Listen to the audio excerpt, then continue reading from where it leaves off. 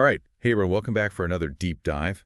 Today we're talking about the physics of soccer. Ooh. Well, the physics of a curving soccer ball specifically. And to help us, we're going to be looking at a book called Wolfpack Wisdom, The Soccer Ball That Curved. All right. I like it. So I think this will be fun. There's kind of two things that I really want to get into. One is just this idea of a force of nature, something like physics, right? Like something that we think of as like a textbook thing. And then you can see it in action on like a soccer field or a baseball field or something like that. Right. Yeah. And then the other thing is this book, it goes into the story of Lionel Messi. Oh, cool. And I don't know about you, but I love those stories of people who, like, they're not necessarily like born with some huge advantage, but through hard work and dedication and really just like applying themselves, they're able to achieve like really amazing things. Absolutely. I think those are the best stories, honestly. Yeah, totally. So I'm hoping that we can kind of get into both of those angles today. So to start off, I think the first thing we need to do is just define what we're talking about here when we say the Magnus Effect. Okay. Yeah. So imagine like a soccer ball, right? And it's flying through the air, Okay.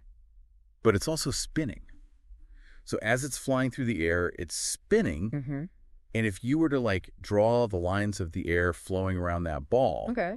on one side, the lines would be like all bunched up together. Yeah. And on the other side, they would be like really spread out. Does that make sense? Yeah, it does. Yeah. And that's really what we're talking about when we say the Magnus Effect is this difference in air pressure that's created by the spin.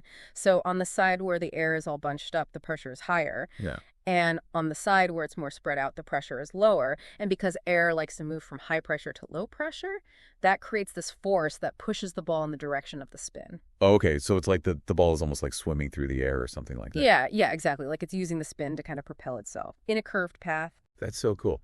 I have a confession to make. What's that? Before I read this book, Yeah. I always thought that like the curve would go in the opposite direction of the spin. Oh, yeah. Like if the ball was spinning like clockwise, I thought it would curve to the left. Right. No, it's actually the opposite. Yeah. And that's what like kind of blew my mind reading this book. I was like, wait, what? It is kind of counterintuitive, isn't it? Yeah, totally. Yeah. But the book had this really good explanation. They said to think about it like a mini tornado. Okay. So the spin of the ball is creating this like mini tornado around the ball.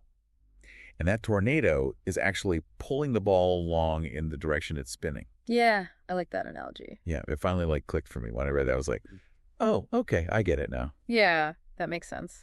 So this Magnus Effect, it's not just in soccer, right? Oh, no, definitely not. You see it all over the place. Okay. Like in baseball, for instance. Oh, yeah. You know how pitchers can throw these crazy curveballs? Yeah. That's the Magnus Effect in action right there. The spin they put on the ball creates that curve, and it makes it really hard for the batter to hit. So it's like the same principle just applied to a different sport. Exactly. And you even see it in airplane wings, believe it or not. Whoa, okay, how does that work? So airplane wings, they have the special shape, right? And they're tilted at a slight angle. And that shape and that angle, it causes the air to flow faster over the top of the wing than it does underneath. Okay. And that creates a difference in air pressure, just like with the spinning soccer ball. Right. And that difference in pressure, it creates lift. And that's what keeps those massive machines up in the air. So this one principle is responsible for like airplanes flying and soccer balls curving and baseballs curving. It's like all connected. It's all connected. It's pretty amazing when you think about it. Yeah, that's really cool. So we talked about this Magnus Effect. We've seen how it works. Let's get back to Lionel Messi. Okay. Yeah. So this book, it talks about how he really like mastered this principle to become like one of the greatest soccer players of all time. Right. And what's really interesting about Messi is that he wasn't some kind of prodigy, you know? He actually faced a lot of challenges early on in his career. He even had some health issues. But what set him apart was his incredible work ethic and his dedication to the game. So he wasn't just naturally gifted. He had to like work at it. Oh, absolutely. He spent countless hours practicing honing his skills, and that included mastering the Magnus Effect. You know, he understood how to use the spin of the ball to his advantage to create these incredible curves and shots that nobody else could replicate. That's amazing. So it's like he took this principle of physics and turned it into an art form. Exactly. It's like he could bend the ball to his will, and it made him an incredibly dangerous player. Now I'm curious about something. How much of his success do you think is really attributable to this Magnus Effect? Like, obviously he's a talented athlete, but is it like the Magnus Effect that really set him apart? That's a good question. It's Tough to say for sure. Success in any field, especially sports, it's a combination of factors. Yeah. Natural talent, dedication, coaching, even luck plays a role. Yeah. But in Messi's case, I think his understanding of the Magnus Effect definitely gave him an edge. He could curve the ball in ways that other players just couldn't. So yeah, I'd say it played a significant role in his success. Okay, so let's take a step back for a second. Yeah. We've learned about this cool physics concept, the Magnus Effect. Mm-hmm. We've seen how it applies to soccer and baseball and even airplanes. And we've seen how one athlete, Lionel Messi, really took this principle and used it to achieve some pretty incredible things. Yeah. So here's a question for you listening out there. What's the Magnus Effect in your own life?